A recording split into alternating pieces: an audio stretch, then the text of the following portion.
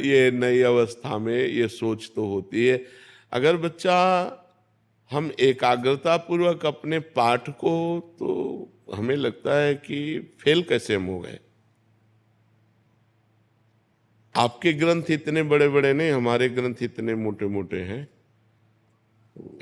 स्वाध्याय हर चीज का 10 साल पहले पढ़ा होगा, अगर वो बात पूछोगे तो अभी 10 मिनट में पूरी उसकी व्याख्या करके बता देंगे।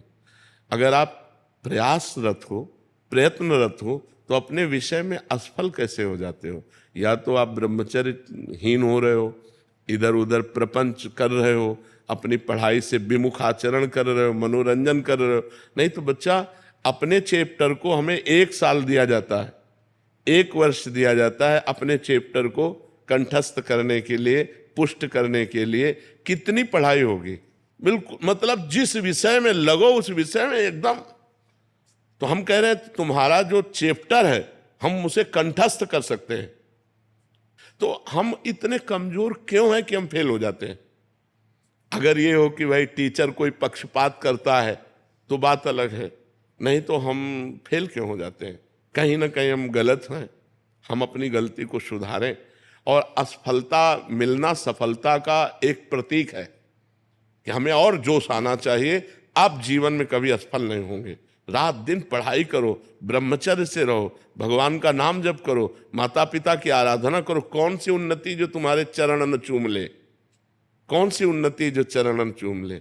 इसलिए हमें तो लगता है कि हम अपने धर्म ग्रंथों को ऐसे याद किए हैं जैसे काका गागा नहीं याद किया जाता, ऐसे याद। उठते बैठते चलते फिरते जो पद है, पूरी 84 जी, पूरा सुधा निधि जी, पूरी सेवकवाणी, पूरी स्फुटवाणी, उसे जिस विषय में लगे तो अपने विषय में लगे, जिस विषय में लगे तो एकदम लगे। तो आप फेल कैसे हो गए। अपने विषय का ज्ञान आपको क्यों नहीं है। ऐसा तो कोई चैप्टर प्रश्न दिया नहीं जाता जो क्लास का ना हो। मान लो आप 12वीं में हैं तो 12वीं के क्लास के अंतर्गत ही आपको दिया जाएगा। ऐसा नहीं है कि आपको आगे का दिया जाए।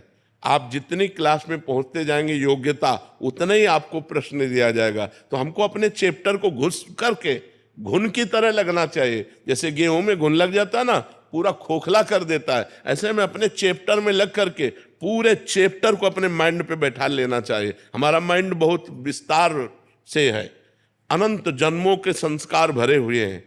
छोटी सी चिप में मन की अनंत जन्मों के, तो ये सब पूरा आपको भर लेना चाहिए।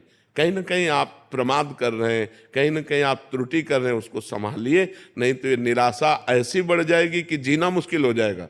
बच्चे अभी बच्चे हैं ना, अब जैसे देखा कि जैसे इन्होंने कहा हमारे दोस्त सफल हो रहे हैं, तो दोस्तों के सामने नीचा, घर परिवार में जाने पर कि यार हमने यार इतने रुपए लगाए और तुम फेल हो गए यार, ठीक नहीं है।